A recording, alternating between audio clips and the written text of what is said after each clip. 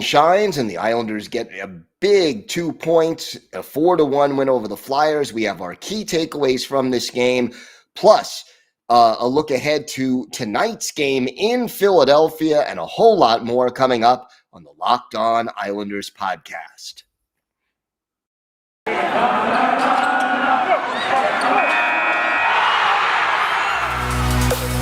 Your Locked On Islanders, your daily podcast on the New York Islanders. Part of the Locked On Podcast Network, your team every day.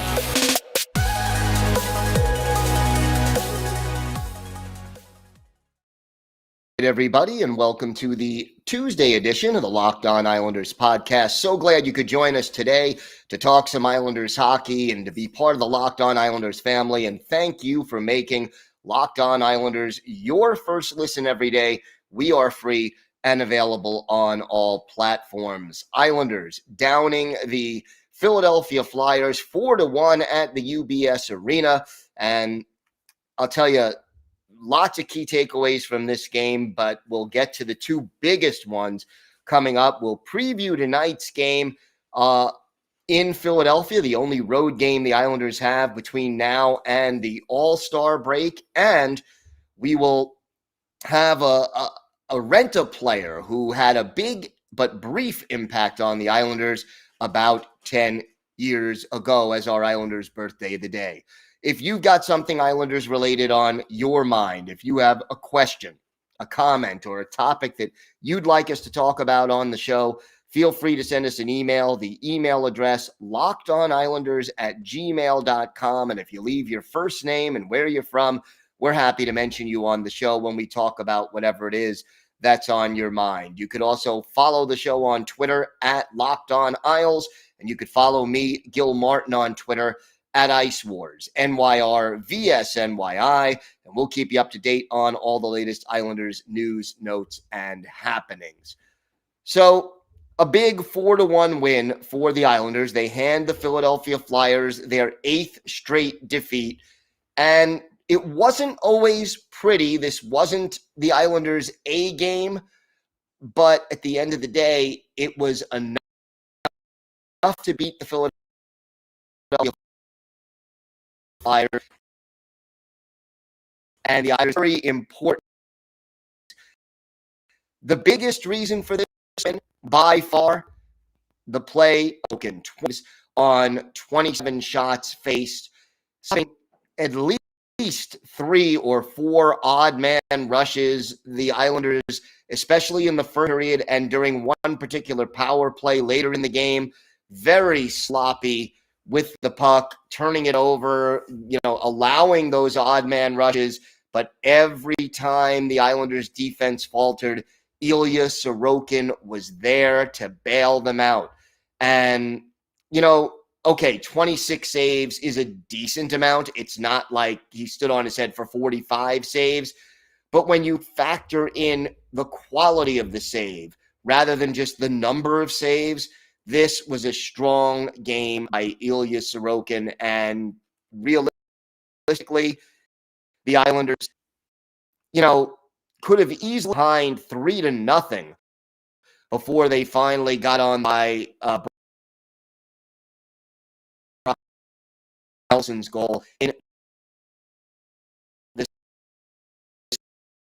same period. Good signs there at the top of his game and keeping the Islanders in it early, really not playing well until the offense started to get on track in the second and third period. That was the biggest key to the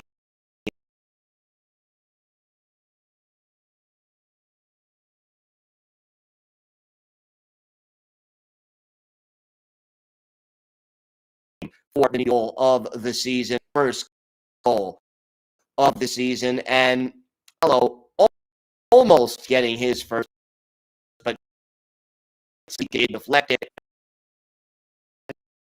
Initially, they still had the edge down as his second career NHL, but overall, getting players like Cizikas and Martin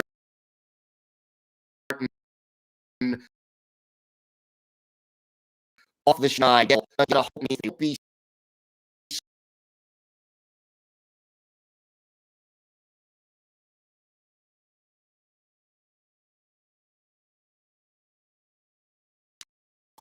that they'll gain a little confidence. And that's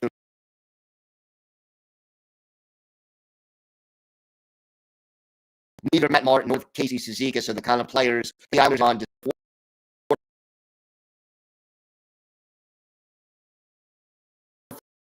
line guy. The other goal, Anthony Beauvillier and Bo really needed it. Oliver Wahlstrom with an assist, and Wally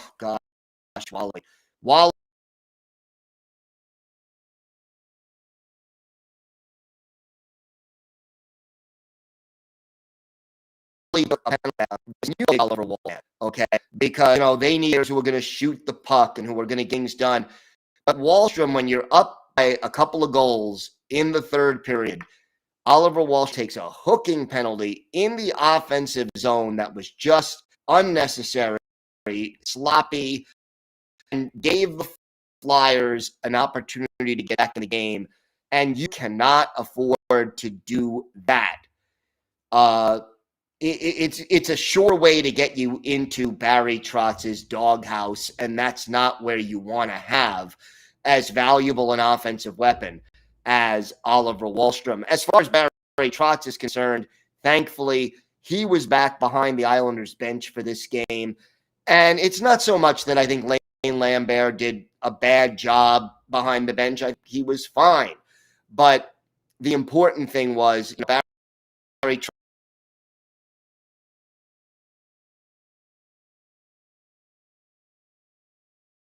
Trotz missed time because of the mom, then gets cooked and behind the bench after those two very different situations kind of back to back. Just a relief, and we're so glad to see Barry Trotz back behind the bench. That was important.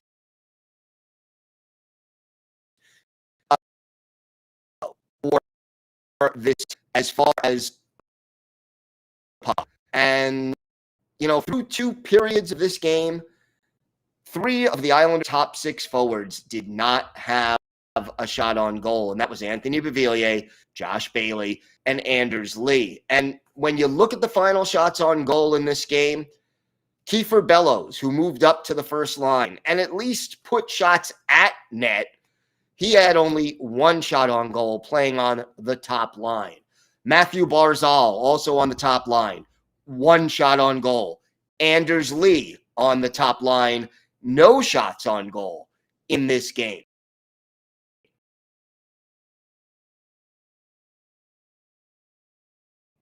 Josh Bailey. So you go down the list of the six forwards on the Islanders in the game, and Brock Nelson is the only one with more than one shot on goal. That is just not going to get the job done. As far as your top six forwards, your best players, as the cliche goes, hockey, have to be best players if you're going to win consistently. And they've got to put the puck on the net. Now, we talked on yesterday's show, just shoot.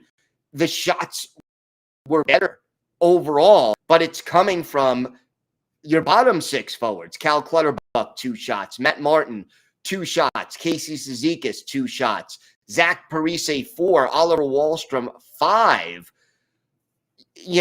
Out of the top 6 forwards, only Brock Nelson had more, and that just isn't going to get the job done over the long haul. So still some things that this team sort of needs to straighten out, but they rebounded from a slow start, got solid goaltending, and did what they had to do to pick up the 2 points in this game. A struggling Flyers, struggling hockey chance. The Islanders did that.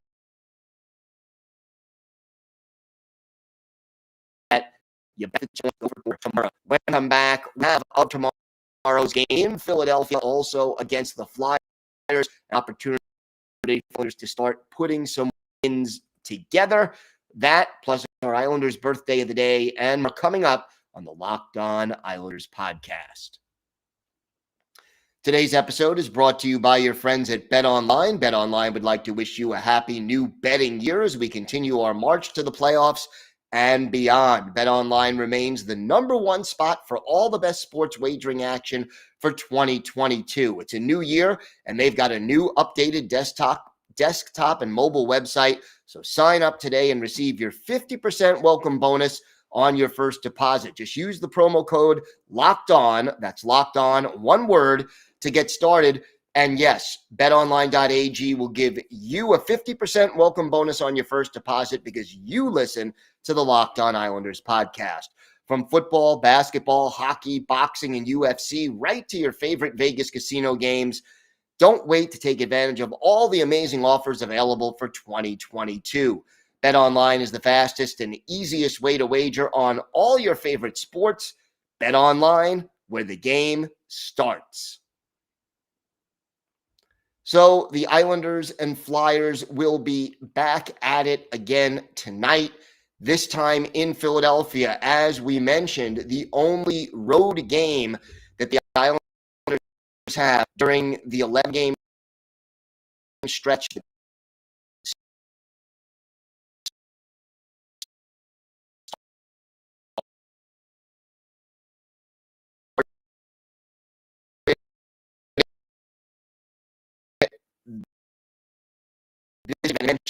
11 game are against them, and the Flyers definitely in that category.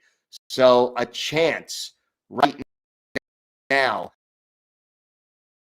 for the New York Islanders. They first point against Philadelphia, they get two more. With Martin Jones playing in goal last night, looks like Carter Hart will get the start for the Flyers tonight. Hart 7, 12, and 4 this year with a 2.94 goals against average and a 9.11 save percentage. You know, the Islanders still got to slow down Claude Giroux, Cam Atkinson, and Travis Konecny. Those are the big three right now for the Philadelphia Flyers, and if they can slow them down, they have got a good chance of getting something done. By the way, little comical moment from the game last night. Islanders score that second goal. They go to celebrate the goal, and poor Scott Lawton of the Philadelphia Flyers ends up getting in the middle of the Islanders' goal situation. So 3 or 4 Islanders are getting into the little semicircle and hugging each other, and poor Scott Lawton is stuck there and couldn't get out of the way. Pretty humorous moment there. And you got to take those lighthearted moments when you can get them. But for the Flyers, this is a team now with 8 losses, and the Islanders really to take advantage of the opportunity and a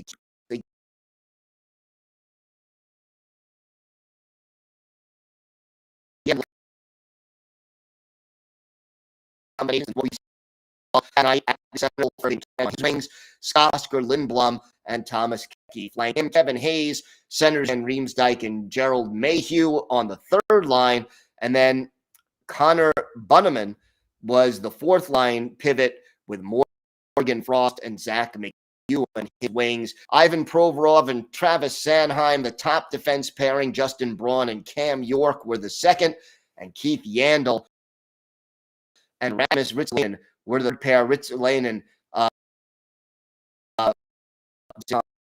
time with COVID, an important addition for the Philadelphia Flyers. As for their situation, still some players out. Samuel Morin, Ryan Ellis, Nate Thompson, and Sean Couturier on IR. Patrick Brown is out. Nobody now in COVID protocol. And one of the things the Islanders did well last night that they're going to have to do, they didn't do it actually consistently, but they did it third period in particular, nursing the lead. Got down the middle of the ice. The Flyers have some pretty speedy players, and you can't let them have room and time and space in the middle of the ice. They come into the Islanders' momentum, and look, Simeon almost certainly going to get the start for the New York Islanders in goal in this game. and he talked about this.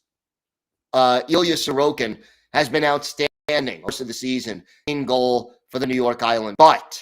But the Islanders are going to need to get Semyon Varlamov playing well, because you got a lot of back-to-backs and 3 games in 4 nights and 4 games in 6 nights. This schedule is compressed. There's a lot of rescheduled games and postponed games that need to be made. And Varlamov, who has played better as of late, is going to need to continue for the Islanders to string that winning streak that they see need to playoff race. And we look at the standings right now. Islanders 30 points in 31 games. So a win tonight can get the Islanders back to NHL 500. They are 3 points behind the Flyers and Devils. They have 6 games in hand on the Devils, 7 games in hand on the Flyers. They are also 5 points behind the Blue Jackets and have 5 games in hand on Columbus. So the idea, if the Islanders can win in regulation, they are getting closer to getting out of the cellar in the Metropolitan Division. And look, that is the first step on the road back to playoff contention. We've got more to get to on this episode of the Locked On Islanders podcast. We will have our Islanders birthday of the day, a big trade acquisition who was only briefly an Islander. We'll talk about his contribution and look at one of his best games with the team. All that and more still to come on the Locked On Islanders podcast. Time now for our Islanders birthday of the day. And today, we're actually a day early, January 19th, so Wednesday, really 38th birthday for Islanders winger Thomas Vanek, the native of Vienna, Austria, drafted in the first round, 5th overall by the Buffalo Sabres back in 2003, played 2 years at the University of Minnesota and really was outstanding there. Made his NHL debut in 05-06, scored 25 goals as a rookie, 43 goals in his second season, 36 goals and 40 goals in the 2 years after that, but grew disenchanted in Buffalo and was traded to the Islanders early in the 2013-2014 season. Played 47 games with the Isles and scored 44 points, 17 goals, 27 assists, playing on that top line along with John Tavares. But the whole thing was that Vanek had an expiring contract. And the question was, could the Islanders re-sign him? The answer turned out to be no. He couldn't come to terms with general manager Garth Snow. And as a result, the Islanders trading him at the deadline to the Montreal Canadiens. He was a rental player for them for the rest of the season and into the playoffs, and then finished up his career with stints in Minnesota, Detroit, Florida, Vancouver, Columbus, and then back his last season in the NHL, 2018-2019, for Thomas Vanek, 1,029 NHL games in the regular season, 373 goals, 709 points, 5 minutes at 69 playoff games, 21 goals and 36 points in those contests. He did not win a Stanley Cup, but he did go on a few decent-sized playoff runs. We're going to look at one of Thomas Vanek's better games at Madison Square Garden. We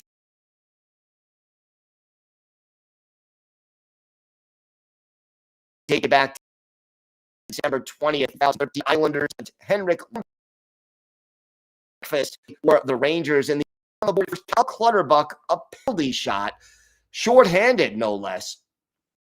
But he puts the buck behind Henrik Lundqvist. His 4th goal of the year, obviously the penalty shot, unassisted. 1-0 Islanders, time of that goal, 14:42. Islanders get another shorthanded goal. Matt Karkner in the box for holding, and Michael Grabner, who later played for the Rangers and had great speed. He scores his third of the year, also unassisted at 17:09. Islanders up 2-0 late in the first. But before that power play ended, Benoit Pouliot gets the Rangers on the board, his fourth. Chris Kreider and Derek Brassard, who would later play for the Isles, with the assists. 2-1 Islanders after the first period. In the second period, though, the Rangers get some goals. Derek Dorsett, his third from Dominic Moore and Anton Strahlman at 3 minutes. And then in the second period, with Cal Clutterbuck off for cross-checking, Derek Stepan, his seventh from Rick Nash and Mats Zuccarello at 7:58. All of a sudden, that 2-0 lead, the Islanders now trailing 3-2, but Brian Straight ties it. His first from Josh Bailey and Ryan Strome at 11:26 after 40 minutes. Islanders and Rangers deadlocked at 3 apiece. In the third period, early on, our Islanders' birthday of the day, Thomas Vanek, comes through with his 11th goal of the year. Kyle Oposo and Andrew McDonald with the assist at 1:18. It's a power play goal. Dan Girardi was in the box for an interference, and the Islanders take a 4-3 lead. And if Nabokov makes that lead hold up until Michael Grabner gets his second of the game, fourth of the year, Franz Nielsen and Travis Hamonic with the assist at 19:09. It's an empty net goal. Islanders skate away with a 5-3 win. Our Islanders' birthday of the day, Thomas Vanek, 1 goal. He scored on his only shot, but it was the game-winning goal. 21 saves for Nabokov in this one. Islanders outshot 24-20, but because of Nabokov's good goaltending and 2 shorthanded goals in this game, the Islanders skate away with a 5-3 win. Thomas Vanek, the game winner, and Vanek is our Islanders' birthday of the day. Happy birthday is Wednesday to Thomas Vanek. Another big game for the Isles tonight. And look, we know this team needs to string wins together. That's what they've got to do. This is the kind of situation that you create those streaks. You get back to the playoff picture by starting to string wins together. And that's what Islanders need to do. The consistency that has been early in the season because of all the disruptions, the COVID injuries and everything else, that's got to be behind them. And let's see if the Islanders can put together and get points out of 4 possible points from the players. Thank you for making this your first listen every day. Now make your second listen Locked On Bets. It's your daily one-stop shop for all your gambling needs. Locked On Bets is host Boy Q with expert analysis and insight from Lee Sterling. It's free and available on all platforms. We'll be back tomorrow with our key takeaways from tonight's game and a whole lot. So make sure you join us. We also have our weekly farm report. Have a great day, everybody. Stay safe. And of course, let's go Islanders.